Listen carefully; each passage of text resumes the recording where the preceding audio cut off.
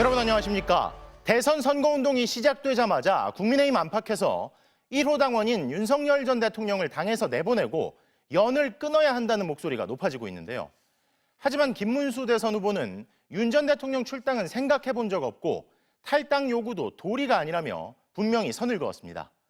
또 비상계엄에 대한 잘못 인정과 사과를 두고선 애매모호한 입장을 내놨는데 당장 대선을 앞두고 있어서 복잡한 속내가 드러났다는 평가가 나옵니다. 첫 소식 지윤수 기자가 보도합니다. 국민의힘 김문수 후보가 대통령직에서 파면당한 1호 당원 윤석열 전 대통령의 출당 조치를 검토한 적 없다고 밝혔습니다. 현재로서는 그런 것은 생각해 본 적이 없습니다. 계엄이라는 극단적인 방식으로 소통 문제를 해결할 수 없다고 본다며 비상계엄을 부정적으로 평가하면서도 윤 전 대통령과 인위적으로 거리를 두지 않겠다는 뜻을 분명히 한 겁니다. 당이 뽑은 대통령에게 탈당을 요구하는 건 도리가 아니라고도 거듭 못 박았습니다. 만약 윤석열 대통령께서 잘못한 점이 있다고 판단해서 탈당하라고 한다면 우리 당도 책임이 있습니다. 반면 김 후보가 당개혁을 당부하며 비상대책위원장으로 지명한 김용태 내정자는 국민 상식을 언급했습니다. 지명 이틀 만에 입장차가 드러난 셈입니다. 여러 가지 당내 컨센서스를 좀 도출해내서 국민 상식에 맞는 판단할 수 있도록 하겠습니다. 다만 김 내정자는 여러 가지 고민하고 있고 정식으로 비대위원장에 임명되면 설명할 수 있을 거라고 덧붙였습니다. 김문수 후보는 앞서 비상계엄에 대해 처음 죄송하다는 표현을 쓰며 사과했습니다. 공개 일정 도중 취재진 앞에서 말을 아끼다. 검토해서 논의를 해서 입장을 발표하겠습니다. 한 종합편성 채널과의 생방송 인터뷰에서 다시 질문이 나오자 처음 사과한 겁니다. 진심으로 이 계엄으로 인한 고통을 겪고 있는 국민들께 죄송스럽게 생각합니다. 다만 윤석열 정부 내각의 장관으로서 비상계엄 등 실정에 대한 게 아니라 계엄 이후 국민들이 겪는 어려움에 대한 사과였습니다. 지금 경제라든지 국내 정치도 어렵지만은 수출 또 외교 관계 많은 어려움이 있기 때문에 선거가 닥치자 중도층을 의식하면서도 정작 전통 지지층의 이탈을 우려해 윤 전 대통령과 적극적으로 거리를 두지 못하고 있다는 게 정치권의 대체적인 해석입니다. MBC 뉴스 지은수입니다. 앞서 보신 것처럼 국민의힘에선 비상계엄에 대한 사과와 윤석열 전 대통령의 거취를 두고 혼란이 계속되고 있습니다. 여기에 윤 전 대통령 출당에 민감하게 반응하는 지지층이 목소리를 높이면서 어정쩡한 상황이 이어지고 있는데요. 이렇게 국민의힘의 입장이 정리되지 않은 가운데 나온 김문수 후보의 발언을 두고 민주당은 표가 아쉬워서 영혼 없는 위장 사과를 한다며 깎아내렸습니다. 이기주 기자입니다. 국민의힘 부산시당 선대위 발대식. 친한계로 분류되는 조경태 의원이 당이 황골 탈퇴해야 한다며 윤석열 전 대통령의 출당과 제명 조치를 언급했습니다. 윤석열 전 대통령을 지금 당장 출당 제명시키는 것이 답이 없습니다.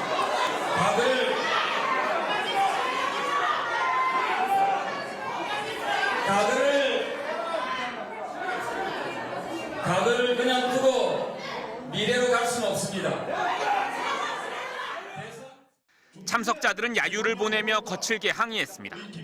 대선이 코앞인데도 국민의힘 당내에선 윤 전 대통령을 안고 갈지 거리를 둘지 입장 차이가 여전히 극명한 겁니다.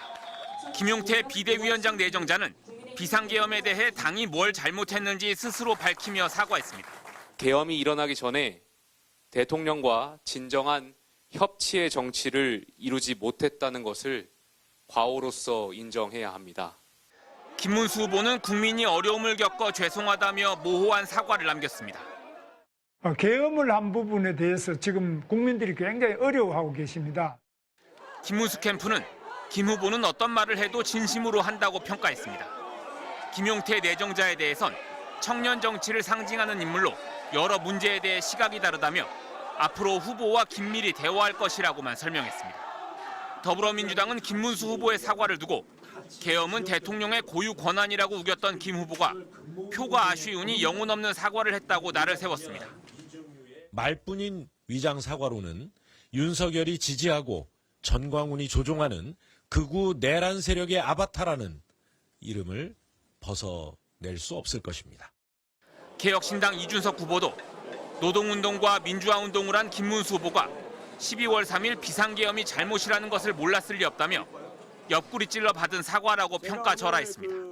MBC 뉴스 이기주입니다.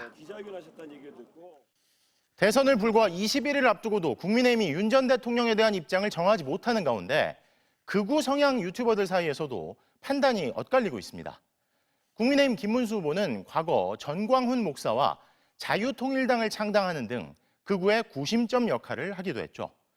그래서 김 후보의 발언을 두고 배신이냐 전략이냐 갑론을박이 뜨거운 겁니다. 이용주 기자가 보도합니다. 김문수 후보의 비상계엄 사과 언급에 국민의힘 강성 지지층에선 격한 반발이 터져나왔습니다. 후보가 되자 곧장 배신했다는 겁니다. 여러분들의 사연 전해드리겠습니다. 신님, 김문수 후보에 대해 대단히 실망스럽습니다. 사과? 뭔 사과입니까? 윤석열 대통령 하고자 했던 뜻과 같이 할 수 있는 인물로 판단되었기에 당원과 자유파 국민들이 밀어줘서 된 것 아닙니까? 이 같은 비난을 소개한 극우 성향 유튜버는 지난해 계엄 선포 나흘 뒤 나왔던 윤석열 전 대통령의 대국민 담화를 상기시키며 엄호에 나섰습니다. 국민께 불편을 끼쳐드린 데 대한 죄송함을 표현한 그 사과와 어제 김문수 후보가 계엄으로 인해 고통을 겪고 있는 국민들께 진심으로 죄송스럽게 사과한다고 하는 이 사과가 뭐가 다른 겁니까? 대선 승리를 목표로 한 전략적 사과라 평가하며 김 후보를 치켜세웁니다. 김문수가 변했다 이러는데 그게 아니고 지금은 선거에 이겨야 되니까 이게 전략인 것입니다. 훗날 뜻을 이루기 위해 잠시 굴욕을 견딘다는 의미의 중국 고전 초한지의 고사를 인용하기도 합니다. 옛날에 한신이 동네 깡패들 바지가랑이 속으로 통과하듯이 그거 수치를 참지 못하고 우혹했더라면 아마 대장군 한신은 없었을 것이다. 반면 전광훈 목사와 가까운 걸로 통하는 유튜버들은 어설픈 중도 확장에 나서지 말고 전 목사의 자유통일당과 합쳐 승리한 뒤 은혜를 잊지 말라고 주문합니다. 예우를 해야지. 그들의 노력을 인정을 해야지. 이거는 자유통일당이 꼭 해줬으면 좋겠다는 거. 그 분야 장관 주는 거지. 그 대신 김문수 만드는데 무심양면으로 도와라 하면 아주 화끈하게 도울 거예요. 이들은 또 계엄 사과 발언에 따른 당내 혼란이 지속되면 전통 지지층의 투표 열기에 찬물을 끼얹는 거라며 윤석열 지키기에 적극 나서라고 요구합니다. MBC 뉴스 이용주입니다. 공식 선거운동 둘째 날 더불어민주당 이재명 대선 후보는 전통적으로 민주당 후보가 열세를 보여온 대구 경북 지역으로 향했습니다. 필요하면 쓰는 것이지 박정희 정책이면 어떻고 김대중 정책이면 어떻느냐면서 실용을 강조하며 보수 표심에 호소했는데요. 김정우 기자의 보도입니다. 공식 선거운동 둘째 날 이재명 대선 후보는 경북 구미에서 일정을 시작했습니다. 박정희 전 대통령의 고향입니다. 우리가 남이가 소리 안 해줍니까, 여러분? 제명이가 남이가! 이 후보는 박 전 대통령을 거론하며 실용주의 노선을 강조했습니다. 박정희 정책이면 어떻고 김대중 정책이면 어떻습니까? 필요하면 쓰는 거고 불필요하거나 비효율적이면 버리는 거죠.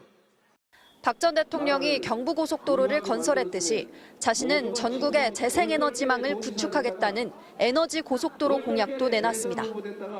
이재명 후보는 보수의 심장인 대구와 경북, 울산 등을 돌며 영남권 표심 잡기에 나섰습니다. 국민의힘을 겨냥해서는 보수를 참칭하는 반동 세력이라고 비판하면서 맹목적으로 정당을 지지하지 말고 신상 후보를 택해달라고 호소했습니다. 그들은 보수를 참칭하는 반동 세력이에요. 상식적인 보수적인 세력이 진보라고 불리고 있는 것입니다. 고양이는 쥐만 잘 잡으면 된다는 이른바 흑묘 백묘론도 꺼냈습니다. 제 신발에도 빨간색 들어있지 않습니까? 쥐만 잘 잡으면 되지. 뭐 까만 고양이면 어떻고 하얀 고양이면 어떻고.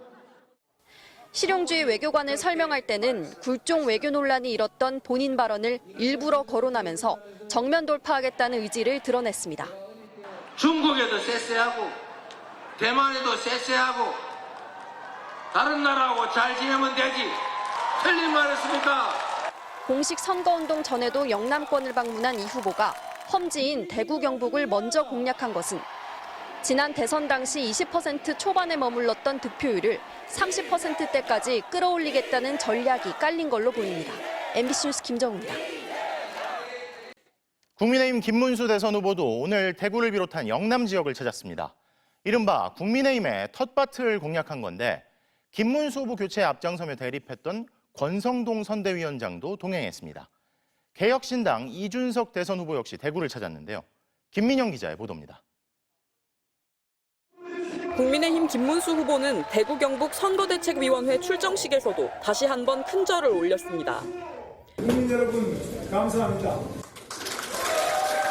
대구 경북이 낳은 박정희 전 대통령은 가난을 없앤 위대한 지도자였고 대구 경북이 나라를 일으켰다고도 추켜세웠습니다.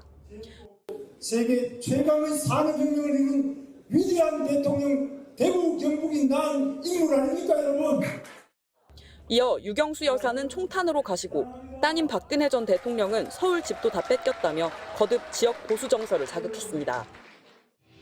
대구 경북에 이어 부산과 울산 경남, 이른바 부울경 지역을 찾은 김문수 후보는 지역마다 맞춤형 개발 공약을 내놓으며 지지를 호소했습니다.